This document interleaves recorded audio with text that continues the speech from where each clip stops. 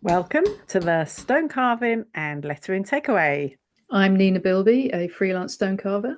And I'm Charlotte Howarth, a letter carver. So before we introduce our next guest, just to remind everybody that we still have places on our summer school. It's a 3-day, 3-night residential course set in the glamping site of Bradmore Woods. I'll put the link in the show notes. And if you're interested or you want to hear about it, then listen to our previous podcast because we talk about it in quite a lot of detail, and you can go on the website and have a look. So that's Abraxas Academy's summer school carving course in early September. So we've got a really special guest. Well, all our guests are special, but today got a very dynamic guest. I think we could use the term dazzling in this instance. Dazzling and dynamic guest, Rian Kanduth, who is a master carver and decorative surfaces conservator. And the reason we've asked Rian on is not only because she's had a lifetime of spectacular projects and a really varied career in decorative surfaces and gilding. We both agree that gilding is a diversity, a skill that all carvers could probably learn from and use. And it's very common in the carving fraternity, isn't it, to use gilding at some point? As a letter carver, I've done lots of gilding, usually small areas, not large areas, but gilded letters or small areas of surfaces. And Rian trains carvers, wood and stone, and conservators at City and Guilds of London Art School. We had a fascinating conversation with Brilliant conversation. We both, all three of us, laughed and giggled and had such a fabulous hour. So we'll just leave it over to Rian, I think. Yeah, listen and enjoy. Rian, welcome to the Stone Carving and Lettering podcast. Rian Kanduth, welcome. Thank you. It's a pleasure to be with you, lovely ladies. It's a very great pleasure. What is it when you go out drinking and before you go out, you have a bottle of wine? What do they call that? There's a name preloading. For it, I feel like we've preloaded because we've been chatting before we've recorded and we're all giggling. Anyway, here we are with Rian. Rian, welcome to the podcast. And thank you for having me. It's a great honour to have you on here.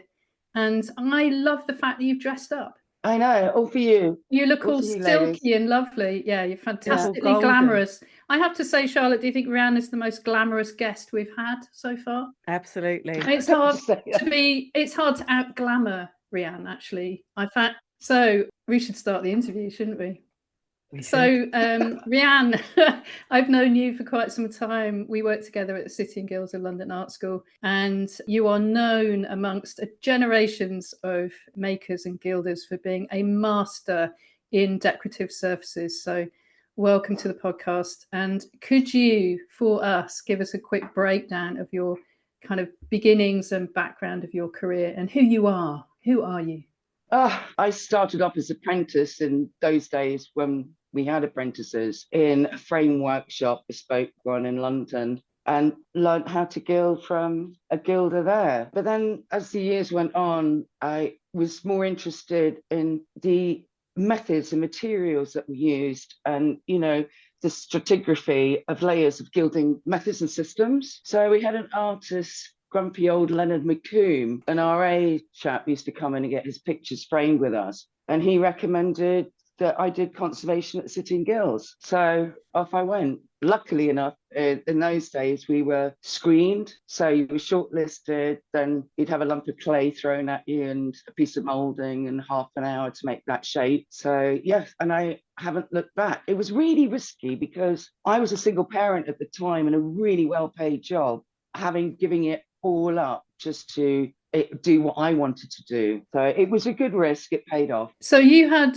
as a conservator there, you were exposed to loads and loads of different practical techniques. I know that surface conservation now is very scientific based, isn't it? It's a very laboratory based subject. But I don't think you'd mind me saying that you were kind of schooled in the old school form of conservation training, which was stone carving and wood carving and stuck Is that true to say? Absolutely. All conservators had mandatory 1 year of wood carving, 1 year of stone carving, to, I think it was about 3 years, well, 3 years periodically off and on of decorative surfaces, Right. which include stuff like that nobody does anymore, like coromandel, which is lacquer put onto gesso. A bit convoluted to explain, but if you think of Japanese, Chinese, Korean screens, and it's carved through into the gesso, then it's colored. So coromandel, penwork, which is decorative elements onto a white background, press brocade, drapery, your favorite subject. On the trim, it's a trim around the edges of drapery, usually either with tin, with beeswax, or with layers of silk, and they're compressed in a mold, then they're edged around the drapery and then gilded. Those, I think there's one person in France that does this technique, and us at college, and that's it. It's That's gone. extraordinary, isn't it? It's just gone. Yeah. I mean, we have made the red list on certain decorative surfaces, which is great. It needs to be recognised. I think just the course needs to be a bit longer, because when I was stone carving, I had John Robert, who's extremely talented, and he gave us a boulder of Portland and said, square it up. As a conservator, I didn't need to know it, but what it taught me was how the stone behaved. Yeah. Yeah. How far you could push materials, how the materials behaved under stress. Yeah. Absolutely. And I remember you telling me that, and I was shocked that you actually got to square up a block, because that's definitely the beginnings of masonry training, not necessarily the beginnings of carving training, but there is an element of it through that. And I was so impressed by the commitment of the training, actually, the commitment to materials technologies at that time. It was very different then. We started at 8 and finished at 8 every day. So if we go to the fact that, so you went to City and Guilds, but I know you've also got, I'm going to ask you a question about the difference between gilding and decorative surfaces, actually, but I know that you also have archaeological experience, don't you, as well? Yeah, that was fantastic. It was not long after I graduated, which I think was 97. Jane Foley, the eminent, wonderful Jane Foley, was the year above me, and she was basically doing all the conservation on specifically 2 digs in Turkey. And she invited me to come on the expedition to do conservation work at both Roman and Byzantine sites in Turkey, which was Sagalassos and Amorium. It's tough. It's really, really tough. You're either cut out for this kind of work or you're not, but I've had several seasons there, which is fantastic. I mean, you are working with people 24/7, as some of which you will not get on with. That's life, but it's up to you to make that effort to get on. I find it intriguing and challenging to work with difficult people, but you're all there doing the same thing. And the rule of thumb is that when someone comes over from America or Israel or Japan, my house is their house when they come. When I go over there, it's the same. And that's a lifelong thing. So those relationships you forge then kind of go through into the next part of your career. Yeah, absolutely. It's extraordinary. Sorry, I just think that's a fascinating fact about relationships going through you with your career, because it's something with my apprentice, is getting her to understand that building relationships with quarries and suppliers is a really important part of your development, and keeping those relationships positive is really a valuable thing, not to be rude or difficult to deal with. They're potentially lifelong supplies or connections. I think that's really interesting. Sorry, moving on. I was going to say, when you say conserving on an archaeological dig, I've got this image of you with a paintbrush and a gardening trowel, but that's an archaeologist, isn't it? So what were you asked to do? Well, the archaeologists get a bit sort of happy and excited when they find something big, wall painting or a skull. We have to stop them and just rein them in a bit, so we conserve it, because you're digging up something from the ground that hasn't seen the light of day for centuries. So obviously the environment are going to have adverse effects depending what you're bringing up from the ground. So you do it gradually, not all in one day. It might take months to uncover something, but you have to do it slowly, and basically emergency treatment as you're bringing it to the surface. Like plaster casts of surfaces and, imprints of things. So that's the kind of thing you would be doing. You'd be applying, I don't know. Yeah, what are you doing? Are you applying materials that stop the environment getting to it? Or yeah, or it, if it's okay, for instance, we had one amazing find, which was the hypotheses in this particular dig was, why is everyone dead? What happened to this village? And we found 3 victims. So as we were digging, I was working with Arzu, who's an anthropologist from Ankara, and she was digging, I was consolidating. So the skull, it comes up as a whole and not bits, loads of pieces. And then we were really excited about this find, because when we took it down to the dig house where the lab is, we could see that this woman, probably 25 to 30 years old, that's Arzu, not me, and there was a V cut from here to here. So it was a saber that went up and across. Her skull, you've made across the front of her face and across her head. Yeah, because that's how a saber was used, apparently, in that way. I'm not 100%, that's what I was told.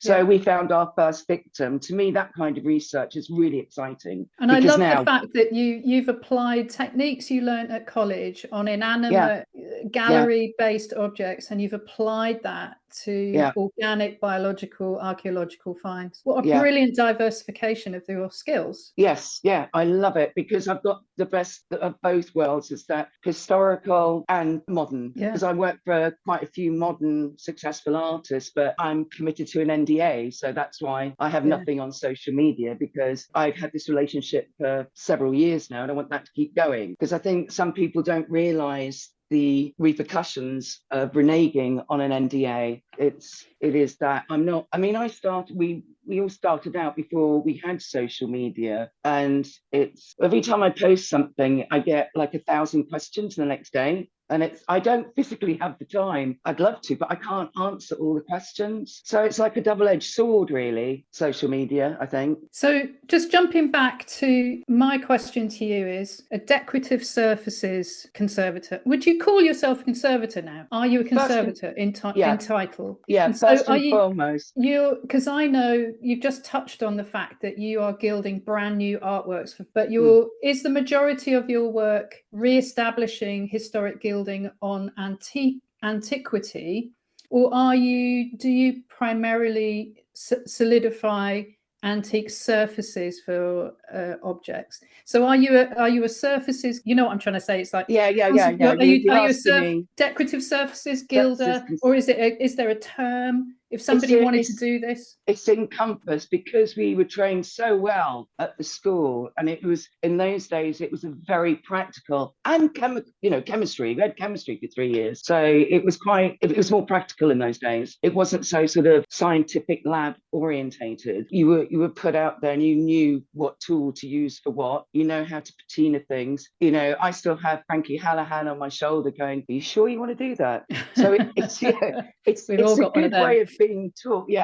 It's a great way, because you stop and think. It's not restoration. Conservation is that we don't want to interfere with the original material and fix it so it's been consumed. It's having the sympathy to what is original, but you need to consolidate it to make sure it's stable, for the next generation. So what's your typical week then? What's your typical week? I know every week for you is different, because you've told me about such extraordinary projects over the time that I've met you, and such variation. I've never known anybody to work on such a variation of projects.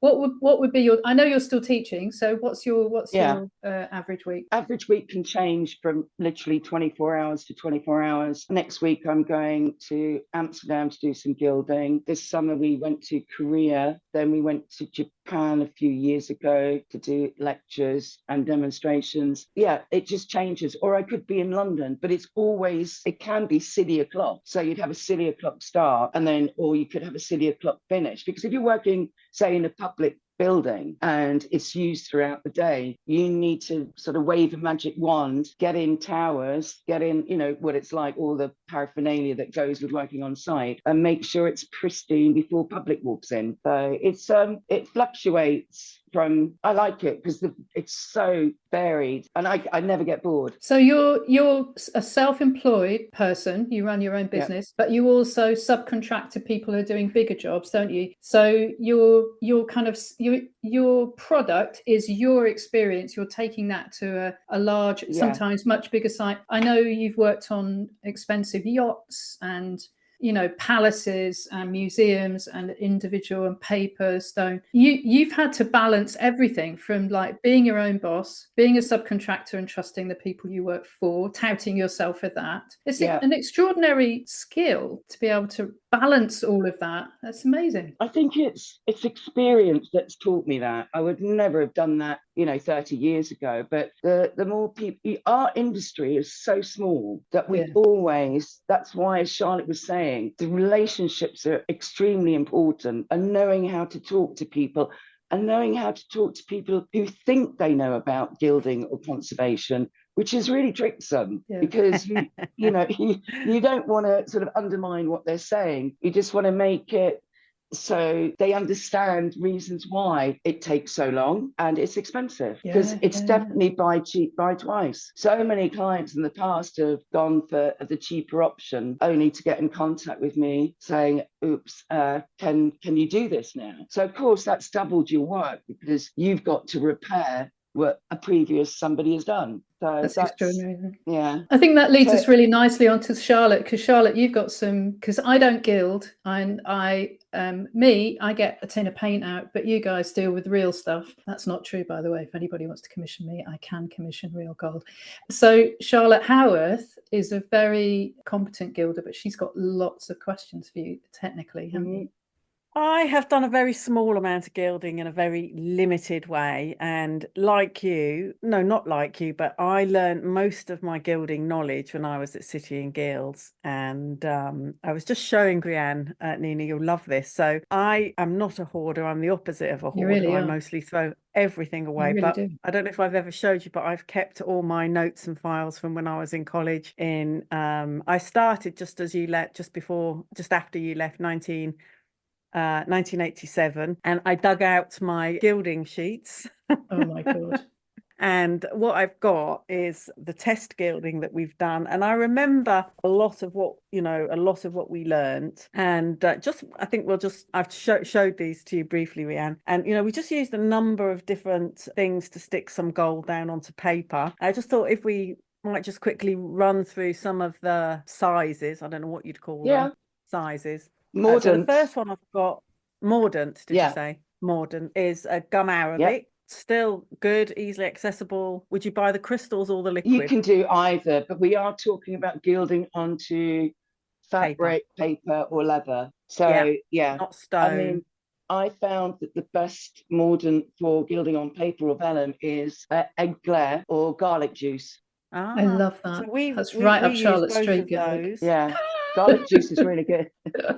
And in my notes on garlic juice in front of me from 1987, it says that the best garlic to use is young garlic. Okay, it's a bit like egg tempera. Some say use an old egg. Some people say use a fresh egg. So I don't know if this is like an urban myth. But so you just squeeze the garlic and get the juice? Yeah, just leave it for a few days once you've got the juice out. But it's like when you make the glare, you whisk it up, leave it overnight and take the froth off and use the juice. Yeah, well, I mean, I love the fact that these are old materials, but I've got a couple of other questions. Somebody said to me recently that they'd done another letter carver from, I can't remember, is it Holland or Belgium, but they'd done some gilding, and then they visited it a few years later and they noticed that the gold had tarnished, and they were shocked because they had understood that they had bought 23.5 carat, which we would say shouldn't tarnish. And I was shocked because I just never imagined that what you buy might not be what you get. Is that? Sadly it is. I mean, I'm shocked by that. I would have thought of all the things, gold is one of the things that's really, I mean, 24 karat gold is a noble metal. It's inert, which means it doesn't react chemically. It's incredibly stable, but it's, it's got such an outstanding resistance to oxidization which is tarnishing, right? So unless your supplier specifies the country of origin or the origin is stamped on your book, usually the gold leaf will be from China. Now, the quality all depends on several factors. Like I said, the origin, the bed in which the gold is mined from. It's like when you come to stones, exactly like that. You'll have a really lovely bed, and then all of a sudden it's Banjak's bed. And also the beating process. If it's overbeaten, it's just so thin and it'll start getting rips. I mean, my favorite gold is either from Germany or Italy, because I know that I'm stuck in Korea with the amount of gold that is set aside for this project. If we run out, we're in trouble. So it needs to be the same gold that we use, because you'll have a different color variation, but it needs to be of good quality, because otherwise you'll have to just keep them as skewings if the leaves in the books are really bad. And sadly, I had no idea that gold would vet. I don't know why it's so obvious. It's a natural material, like you say, just like stone. Yeah, I found that fascinating to think of it as being bedded. Yeah, I've never even, I just thought it came as nuggets in the river. You know, I mean, well, of course I yeah, did know that it's as well.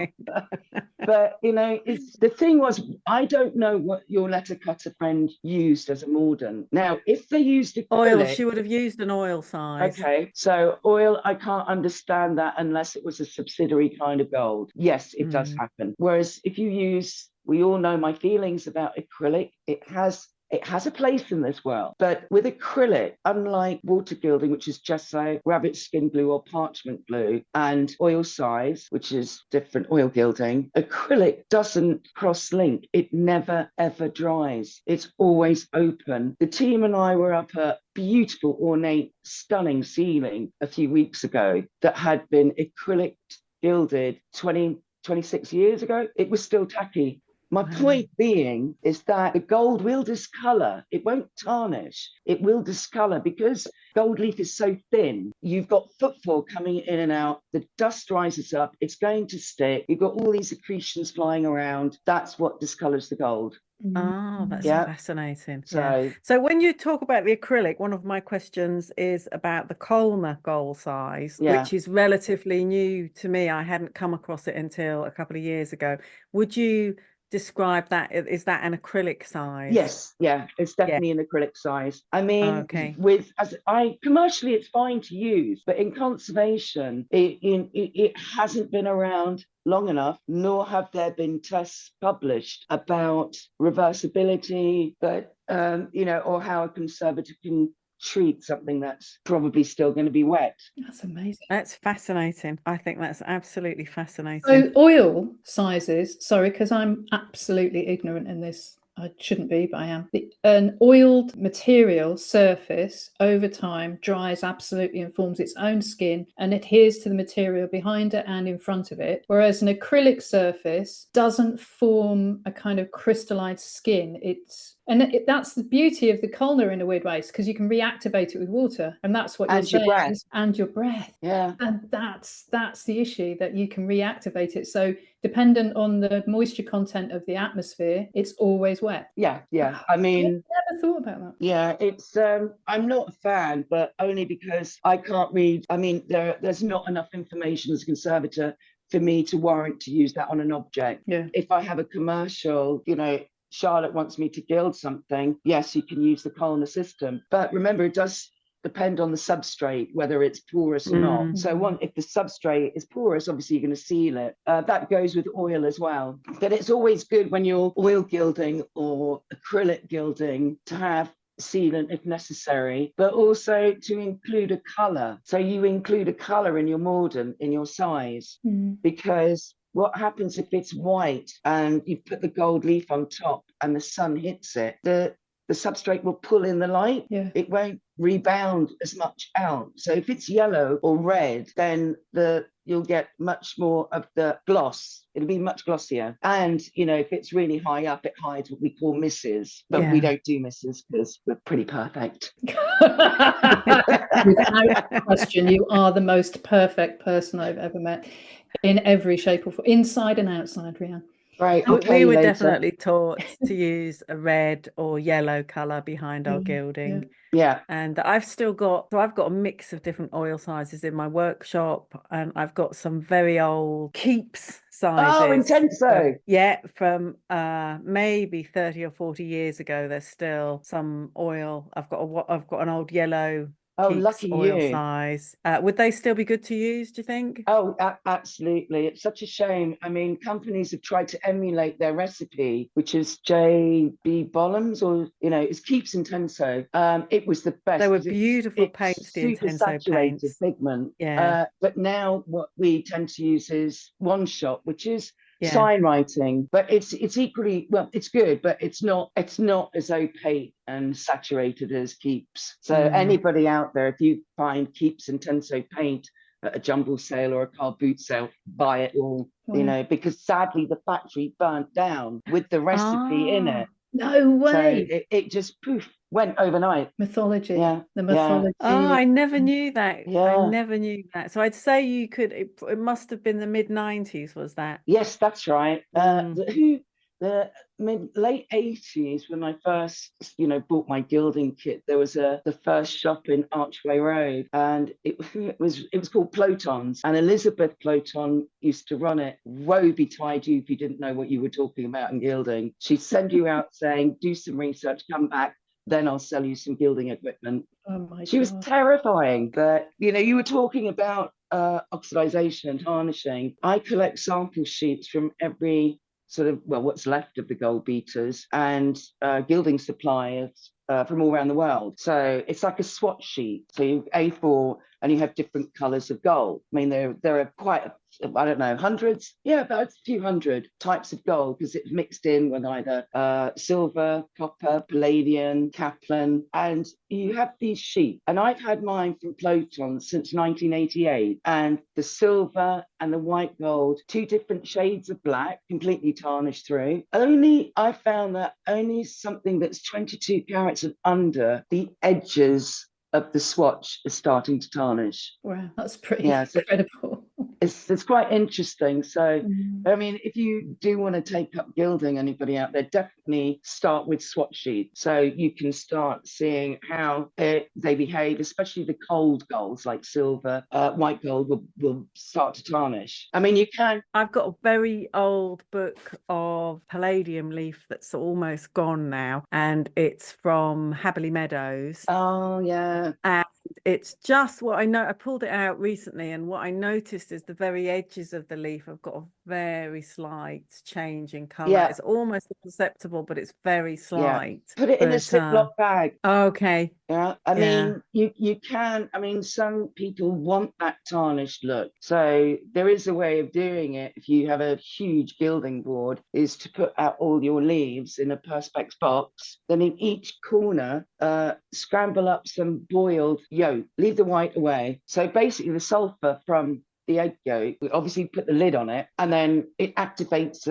oxidization far more rapidly. I love that. So then you can. I love these this old knowledge. It's so interesting to read about it. And I've got an old a copy of Bill Stewart's Sign Work. Do you know that book? Oh yeah, that's a great book. I know, and I always remembered because we did a bit of sign writing at college, and if we were doing any gilding, we were told to paint the surface of the paint with egg white, and then we would then size the areas we were gilding, and then what would happen is the gold would stick to the egg white where you weren't gilding, because otherwise it would stick to the oil paint of the sign. And then when you finish your gilding, you can wash the whole surface clean, and it takes all the little flecks of gold off that have stuck, not to the surface of the oil paint, but to the surface of the egg white. And I just thought that was so fascinating, so simple, so quick and easy to do, and such a brilliant workaround, because otherwise you could get in a complete mess. But and also it's not toxic, because a lot of people use chemicals now to sort of variegate gold leaf, or usually white gold or aluminium. There's no toxic chemicals. I mean, it takes time. It's like things that are quality will take time, not necessarily complicated, but it's worth that extra time. Yeah, it saves you time in the long run, doesn't it, if it goes a bit wrong? Yeah. I know that most of our listeners are carvers, but I'm still going to ask another question about water gilding. I know loads of people, love to do vegan or vegetarian options, and most of the water gilding products that I would have heard of are animal based. And, are there alternatives for things like that or not really? Well, yeah, it's still ongoing research, especially with water gilding, which is we still use parchment clippings and whiting that gives gesso, or you can do now, which is more common gardener, is rabbit skin glue, whiting that gives you gesso. Mm-hmm. So we need to figure out. I know that the Japanese are using seaweed and tanuri. Oh, In glass we use gelatine, again bovine, but you can also use vegan gelatine for glass gilding. so is that the I'm just trying to think. There's a couple of different types of vegan gelatin. Did a whole project on jelly a few years ago. so, so there's the agar agar is one of the alternatives, but then Dr. Ukta does what I think is the best vegan jelly alternative. It's the best size as well. Best Oh, is vegan it? size, yeah. Dr. Utka. So if you're out there and you want to do we some... did agar agar, we did all the research, and Dr. Uku was definitely the best. Wow, how fascinating. And I think, is that a mung bean based? Yeah, I think so. Yeah. I'm not too sure. They call it, it's got another name, and then when I looked it up, it said it was a type of mung bean. Yeah. So anyway, there you go. If you want to do some vegan. Vigo. We're back to that Latin again, Charlotte. I know, right? It is early for me. Some vegan water gilding, or what do you call it? It's called verreglamise. To me, water gilding means a gesso layers. Oh, okay. Verreglamise or reverse glass gilding. Yeah. That's what you would use that for. There you go. Dr. Utka, the vegetarian jelly, little packets you can buy in the supermarkets. They come in packets of 5 and you can use that. That's fascinating. I love that. I wonder if we'll get free sachets now. You should do. Well, actually, that's a good point. We didn't use the sachets. We actually used the triangle sheets that you snap off, little sheets. Oh, I haven't seen the triangle sheets. That's much better than the powder. Utka's vegetarian jelly. vegan.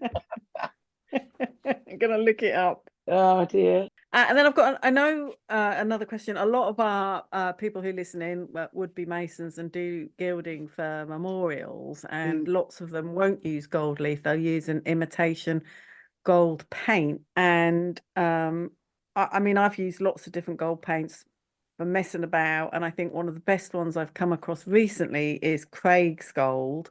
But I'd love your opinion on all of these different products that people can use. Some people just use the gold spray. You see your face has gone down a bit. Right, Please right. don't use gold I'm going to tell you a really easy method now, because everyone thinks gilding, you get 25 loose leaves or transferred leaves in a book. You have to learn how to open it.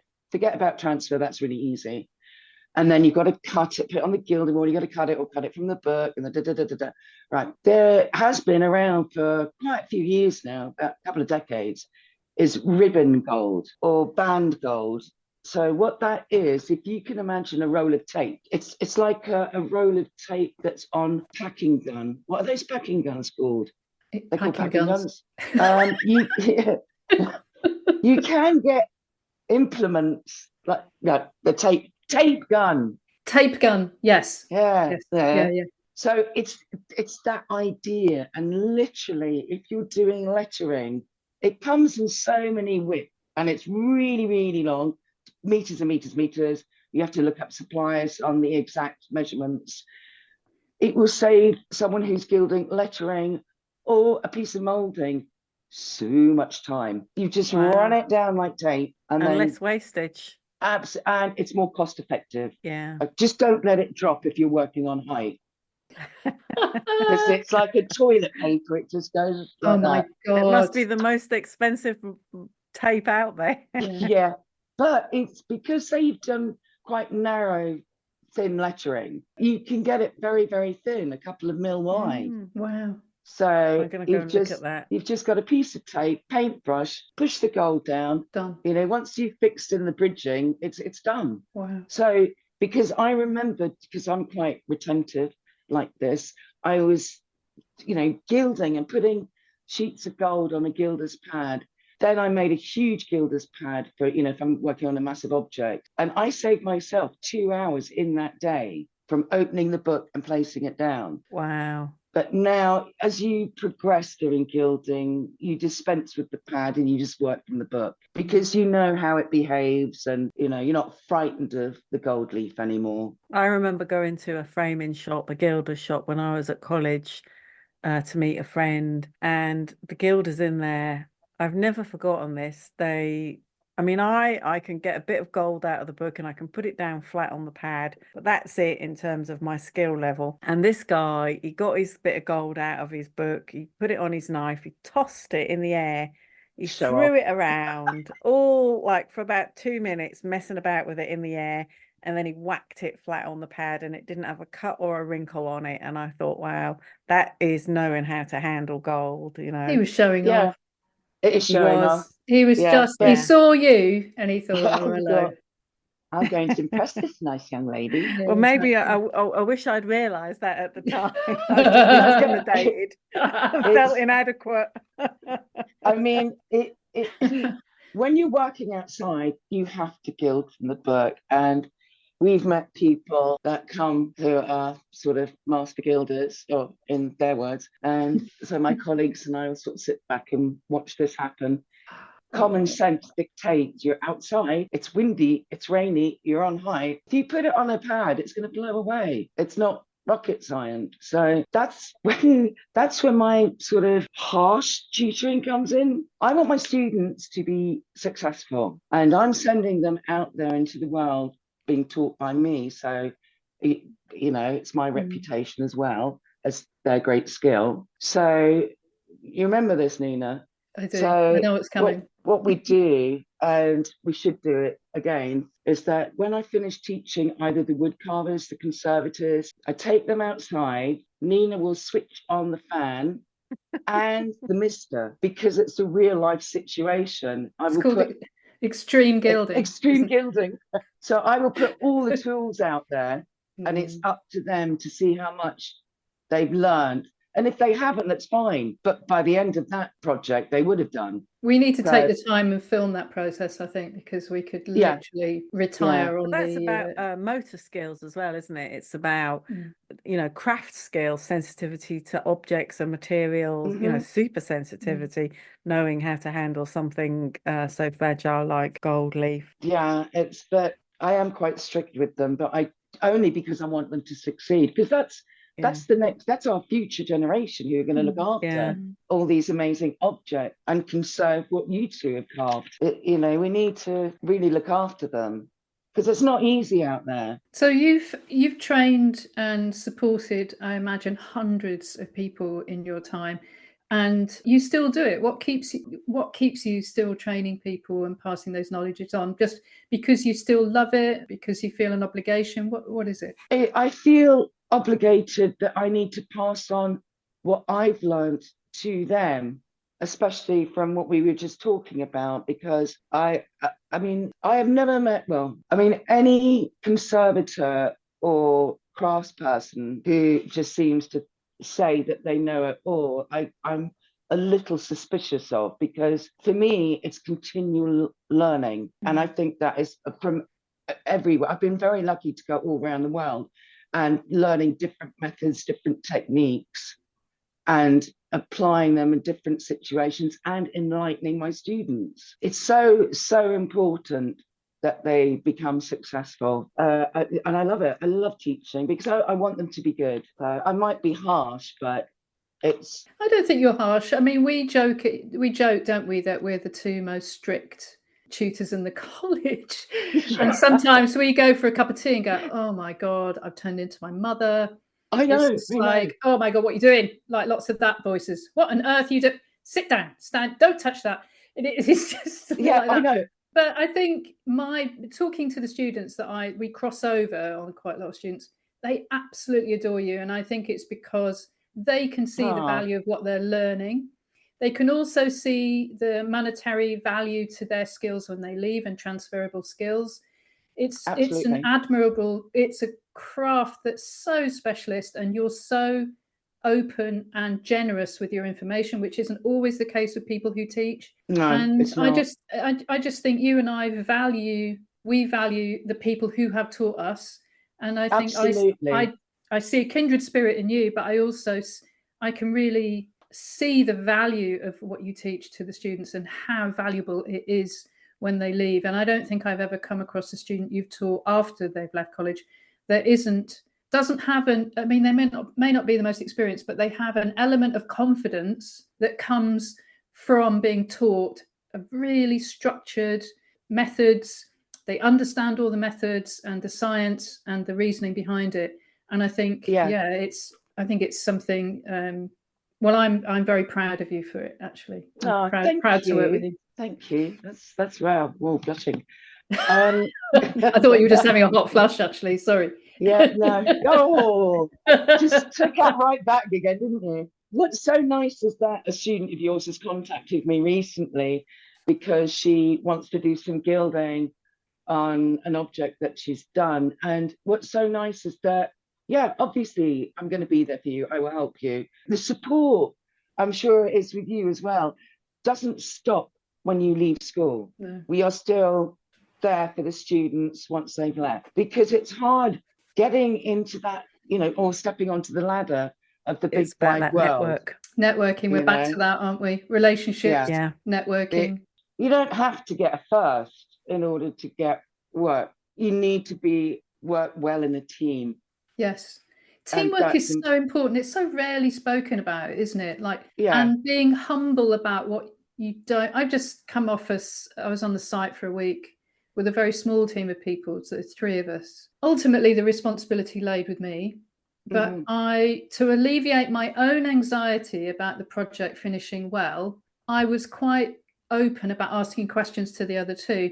And what was brilliant is that one of the members of the team, both of them, but the guy who was responsible for kind of the fixing of the objects, kept checking in with me that I was okay with his methods. And I kept checking in with him about my thinking of fixing methods. And it was that respect of each other's experience. I didn't come in as the leader of the project going, we're going to do it this way, my way or the highway. I was like, what do you think, Tony? This is, you're making my life a lot easier, and I trust your skills. And I know, Charlotte, you have the same relationships with people that you work with in teams, don't you? I do. Yeah. And we cultivate, it takes effort. You have to cultivate that. And sometimes you have to put your own ego behind you to get the whole thing done. And I think that's real skill to learn. Actually constantly surprised by little things that I learn, 10, 20, 30 years into my career, which are considered basic snippets of knowledge, but have somehow passed me by. And I think, well, how did I never know that? How did that pass me by? Yeah.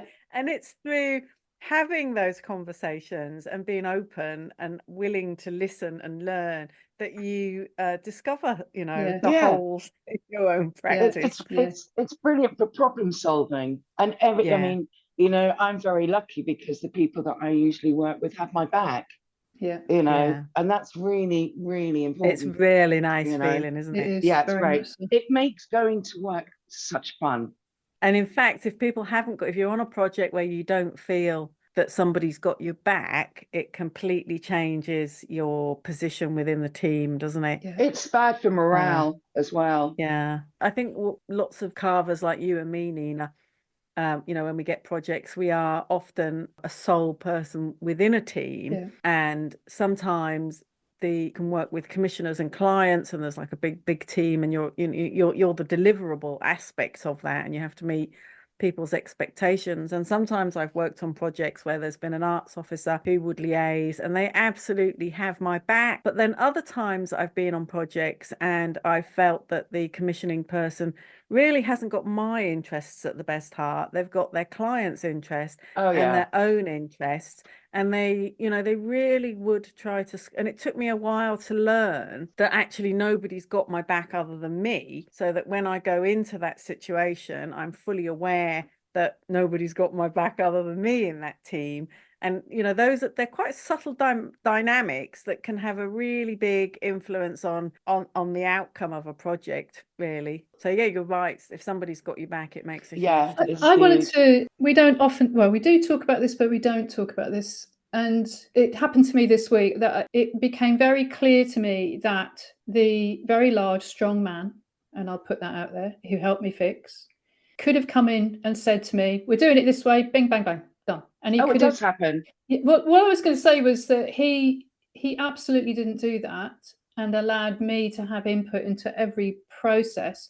But it takes a real strength, and I'm going to say it, if you're a woman on site, on a big site, it's majority of guys, you know that you want to do it a particular way, and you know it's going to work, and it works for you. It might be done a different way for somebody else, but here I am, I'm on site, I want to do it this way. To be able to negotiate and put your point forward and be listened to, and to try and corral a team or a couple of people, even one person, to do it the way that you want to do it, takes a lot of energy and a lot of, you know, it can be very scary to have to do that, but you have to learn to do it in a way that works, whether, you know.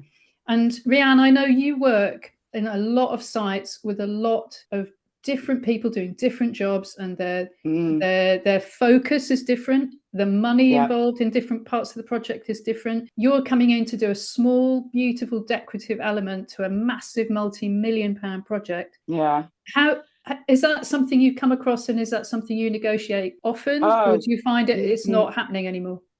It happens. It doesn't happen so often now. In the late 80s and 90s, being a woman on site was hellish. You really had to be very, very strong. You know, it could potentially be not a very nice environment to work in. But if you and a sense of humor, you have to go down to that level of humor.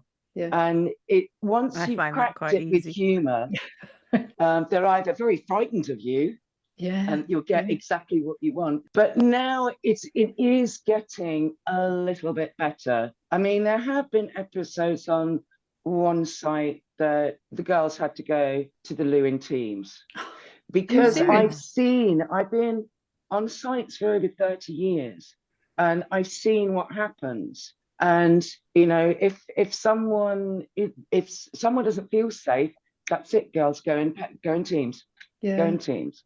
You know, so it hasn't completely been eradicated. Having said that, I was in Jersey recently working for the best construction site people I have ever come across, who dismissed some employees for wolf whistling. I think we could do a whole podcast about site toilets experiences for women, couldn't we? We could. Yeah, we're doing that book, Girls on Site, aren't we? Girls on Site. Rian and I are going to write it.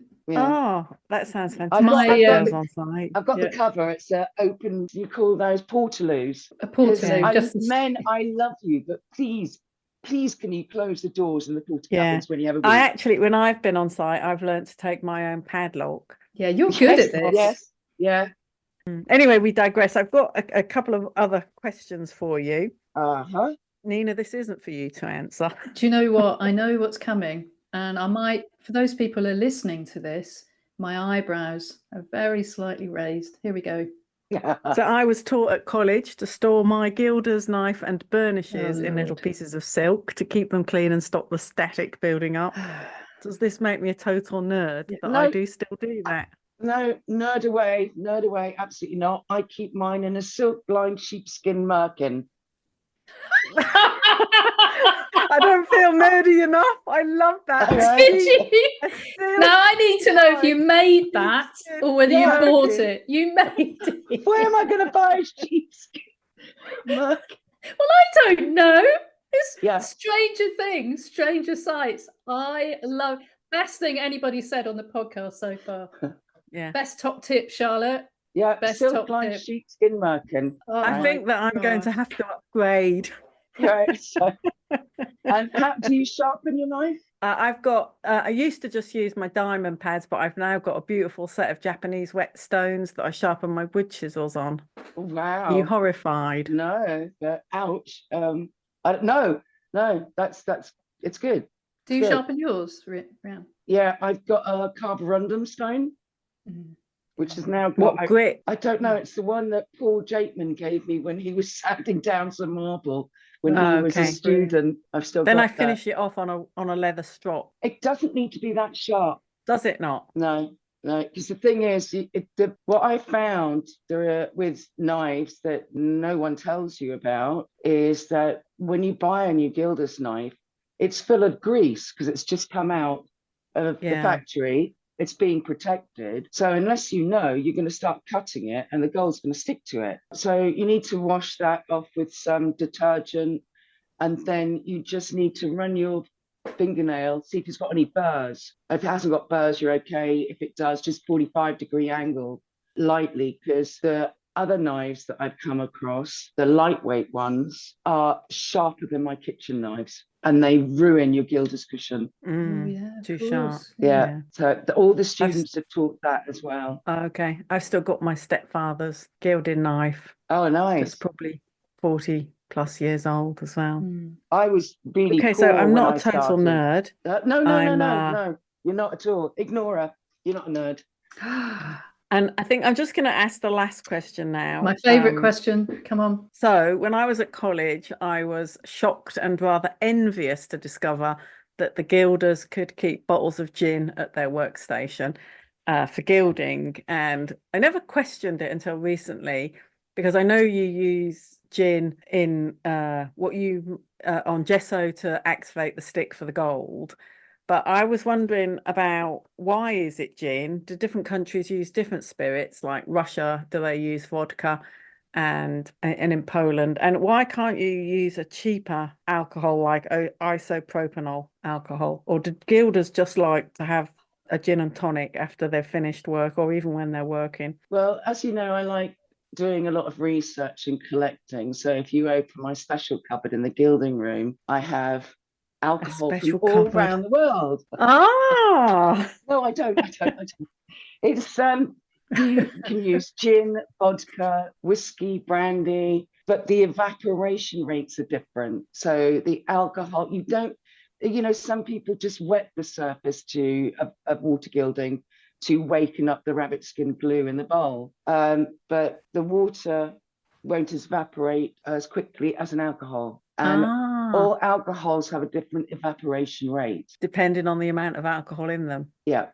Yeah. I mean, what's your personal preference? Sake is actually quite good. But gin is good, but sake's better. Yeah. I love the fact that we have gin in the UK, because it's like our national drink in many ways. There's a historical link with gin as well. That's really, really interesting. Yeah, I mean, to hear that.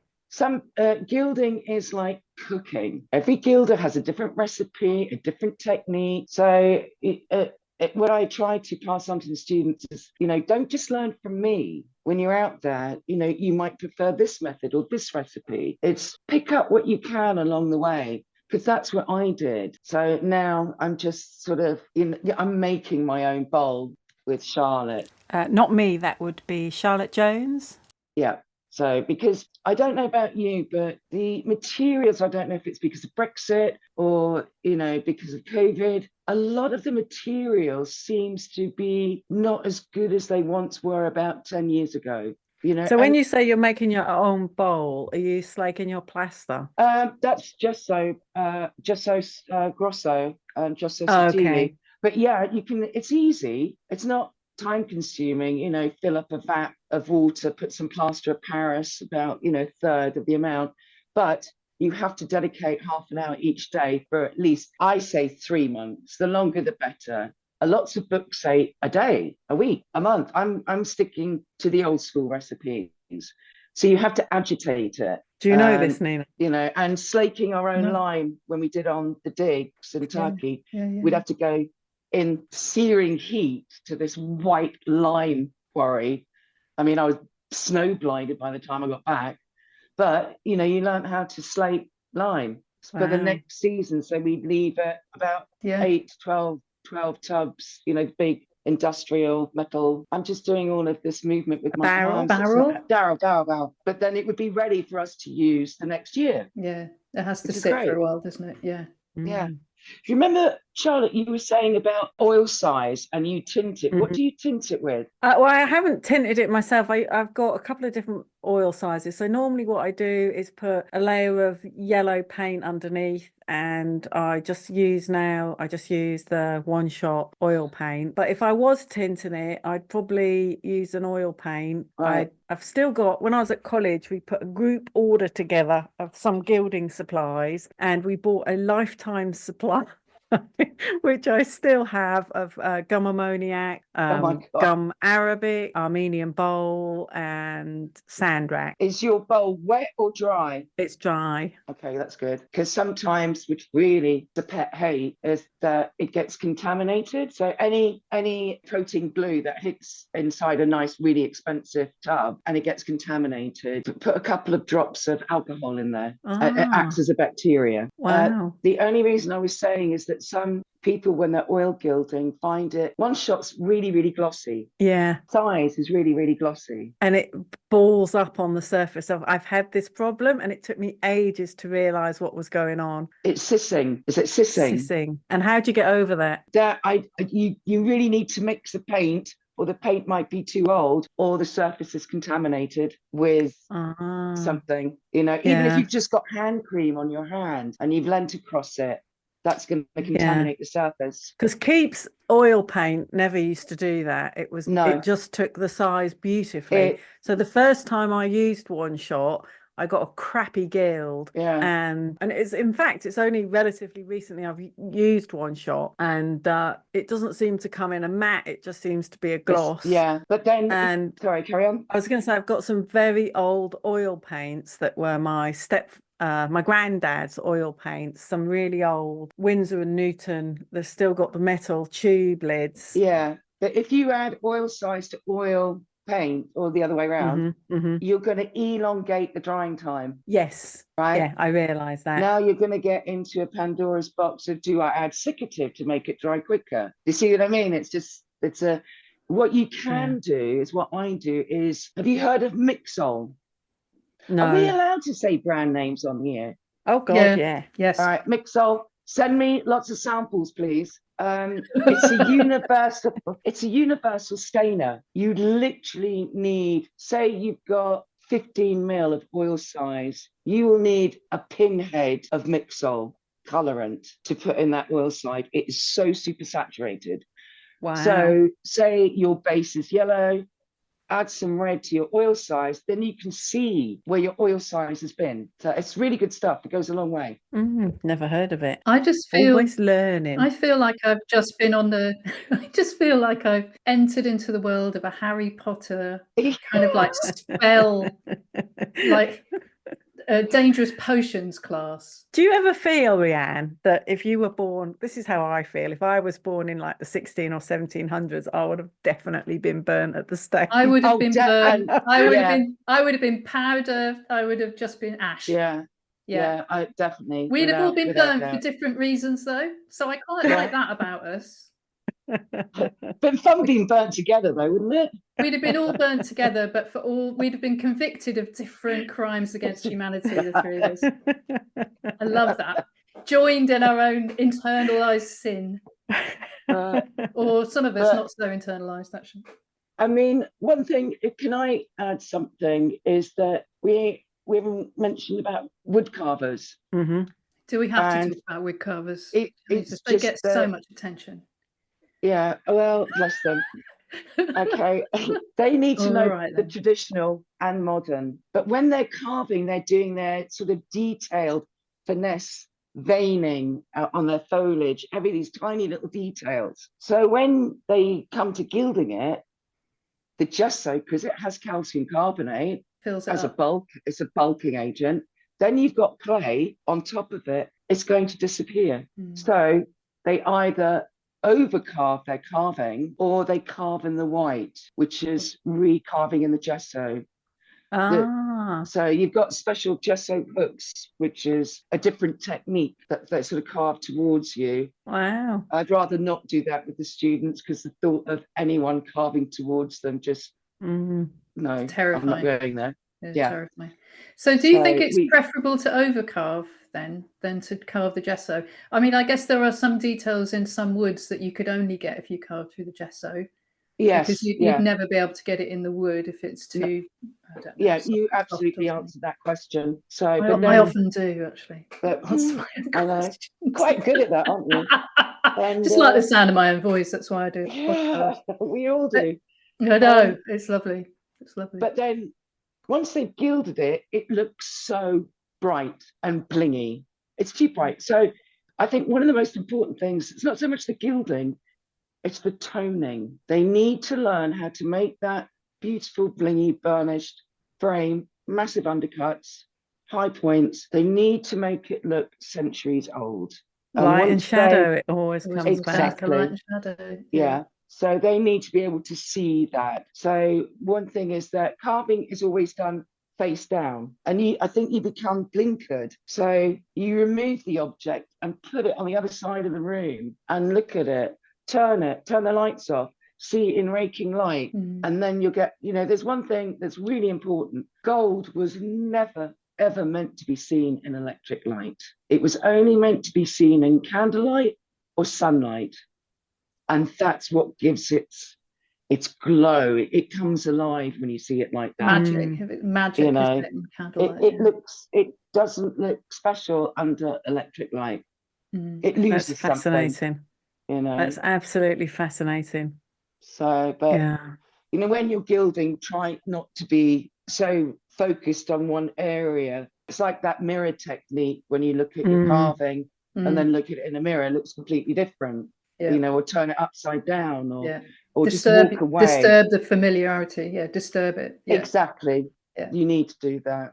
I think we need to just wind it up. But one of the things we would like to ask you, Rian, is I hear you've written a book. Yeah, let's talk about the book. Writing. Crowwood Press, thank you for being so patient with me. I can't just go, once upon a time, there was gold and that was it. I have to do research. It's my own foible. I want to get it right. I want to give different opinions, theories. I don't want to miss anything out. And at the same time, having to pay my rent, I need to work. It's usually away. So do you think when it's published you could let us know, because we'd love to let everybody know when it's out and how to buy it, and we can do we could talk about it when it's published. I'd certainly like to get my hands on a copy. Is it aimed at the absolute beginners? Is it aimed at somebody who's had a class? Who's it aimed at? It's aimed at beginners, and people who experience gilders as well, because I've kept gilding notes since 1988, and I have three. All of these are gilding books, and all of these are my notes. So there's three archival files, and I think the earliest document I read was obviously the Egyptian Tutankhamun and things like that. But the guide to gilding, I think, was Cino Cennini, which was written 1300s. Yeah, that's I was going to say that. That's a difficult read. My guess. A difficult read, but you need to persevere. And then I'll come across pamphlets that I've picked up along the way from sort of 1600s, 1700s, and then conferences. So I've collated everything, and I really don't want to miss anything out. It's really exciting. And what a lovely way to kind of solidify your lifetime's experience. Yeah. To put that in there. Yeah. It's just so wonderful. Wonderful resource. I don't profess that I know everything, because as far as I'm concerned, I think I'll be learning until the day I die. That's something I enjoy. And that's why I love you two, because you have the same outlook. It's just continual learning. It's just wonderful. I love learning. Sometimes I just can't focus on something because something I was interested in yesterday, and then I learned something else today, and that's more exciting than yesterday. And I'm then like, you'll "Oh, learn something else tomorrow. I know. And it's just like, but there's so much to do, there's so much to learn. Too much. I know. Well, I'm going to call us to a close Oh, now come for the on. recording.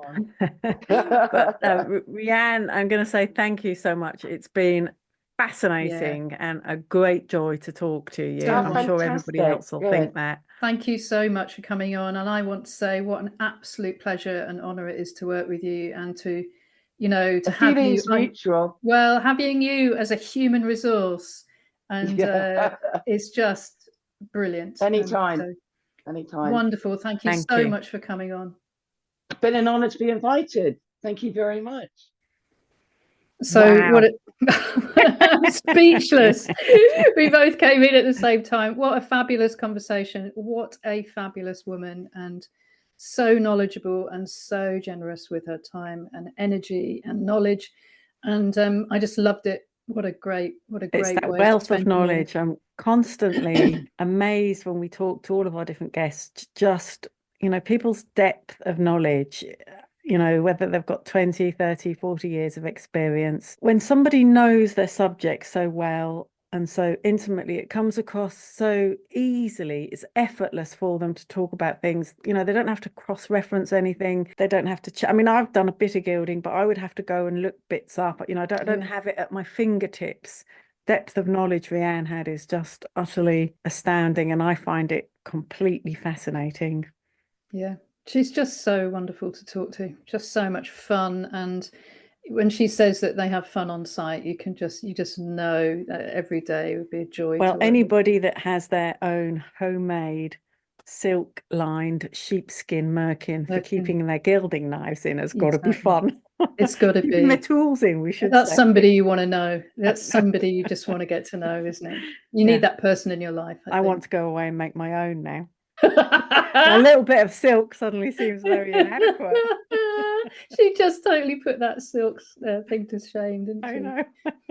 So, all right. So that's it for this week. Thanks for listening. Please like and subscribe so that other people can find us. Yeah, share. It's really important. Please share just to keep this whole train on the tracks. That would be fantastic if you would. And if you've got any questions or comments, you can email us. The link is in the show notes, and we'd love to hear from you. Please send us some questions, and we'll do our best to answer. So from me, have a fabulous week, whatever you're up to, and happy chipping. Yeah, happy chipping.